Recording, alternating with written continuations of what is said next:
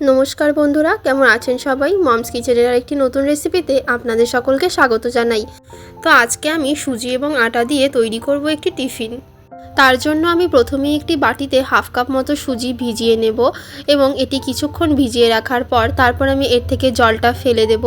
তারপর সেই ভিজিয়ে রাখা সুজির মধ্যে আমি দিয়ে দেব 1 কাপ মতো আটা, সামান্য পরিমাণে লবণ দিয়ে নেওয়ার পর তারপর এর মধ্যে আমি কিছুটা পরিমাণে জল দিয়ে দেব এবং অল্প অল্প করে জল দিয়ে আমি এটিকে ভালোভাবে গুলিয়ে নেব।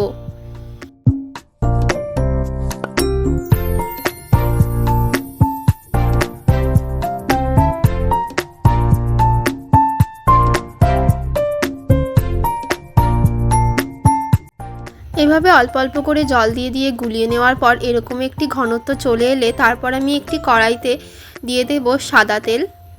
খুবই সামান্য পরিমাণে এখানে আমি সাদা তেল ইউজ করছি। এবারে আমি এর মধ্যে সেই তৈরি করে রাখা ব্যাটারটি অল্প অল্প করে দিয়ে নেব। এবারে আমি এগুলি এক এক করে ভেজে নেব। আর আমি আপনাদের আগেই বলে রাখি যে এখানে আমি পরেরগুলো ভাজার সময় আবার কিন্তু এক্সট্রা করে কোনো তেল ইউজ করিনি।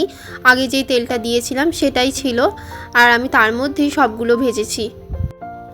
ব্যাস এভাবে এক এক করে ভেজে নেওয়ার পরই তৈরি হয়ে গেল আমার সুজি এবং আটা দিয়ে এই টিফিনটি। এবার আমি এর সঙ্গে খাওয়ার জন্য তৈরি করে নেব চাটনি, যার জন্য আমি প্রথমেই নিয়ে নেব একটি টমেটো, দুটো কাঁচা লঙ্কা এবং কয়েক কোয়া রসুন। তারপর এটিকে আমি ভালো করে ধুয়ে মিক্সিতে দিয়ে দেব এবং সামান্য পরিমাণে জল দিয়ে এটি পেস্ট করে নেব।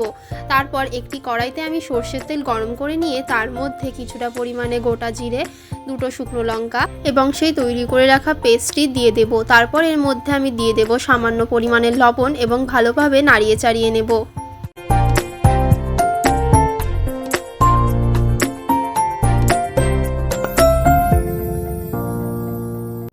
ব্যাস তৈরি হয়ে গেল আমার চাটনিও, এবং খুব অল্প সময়ের মধ্যেই তৈরি হয়ে গেল আমার এই টেস্টি এবং হেলদি টিফিনটি। রেসিপিটি যদি আপনাদের ভালো লাগে তাহলে অবশ্যই একবার ট্রাই করবেন এবং আমাকে কমেন্টে জানাতে ভুলবেন না যে আপনাদের কেমন লাগলো। ভিডিওটি যদি আপনাদের কিছুটা ভালো লেগে থাকে তাহলে অবশ্যই একটি লাইক করে পাশে থাকবেন। সুস্থ থাকবেন, ভালো থাকবেন। আজকের মতো এটুকুই।